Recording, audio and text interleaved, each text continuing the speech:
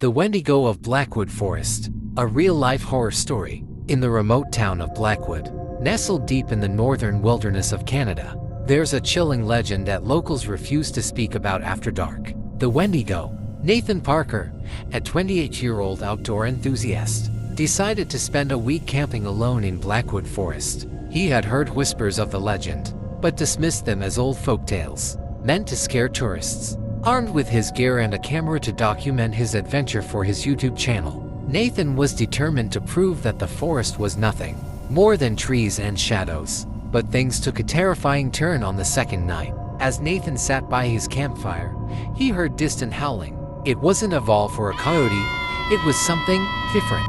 A chilling scream echoed through the trees, sounding almost human but distorted, like someone was in unbearable pain. He dismissed it as the wind or wildlife. But as he tried to sleep in his tent, he heard footsteps circling his campsite, slow, heavy, deliberate. When he unzipped his tent and shone his flashlight into the trees, there was nothing. Nathan continued to explore the forest the next day. He stumbled upon a strange symbol carved into a tree, a circle with jagged lines running through it, resembling antlers. Later that day, he ran into an old hunter named Eli, who warned him to leave immediately. This forest isn't safe. You've seen the signs. The Wendigo is near. Nathan laughed it off, but Eli's parting words haunted him. It hungers for those who are alone. Once you hear its call, it's already too late. That night, the footsteps returned. This time, they didn't stay outside the camp.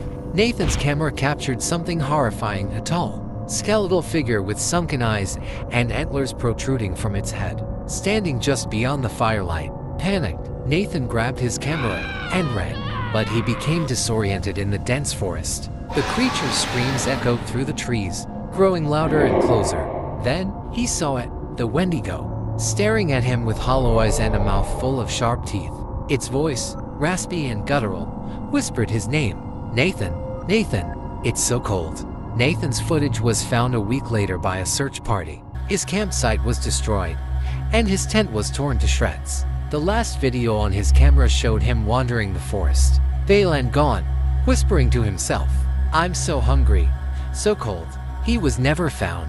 Locals believe the Wendigo claimed another victim, a once human spirit cursed by its insatiable hunger for flesh. It lures the lost and lonely into the woods, where it feeds on their fear and their bodies. So, if you ever find yourself alone in the forest and hear your name whispered in the wind, run. The Wendigo is watching and it's hungry.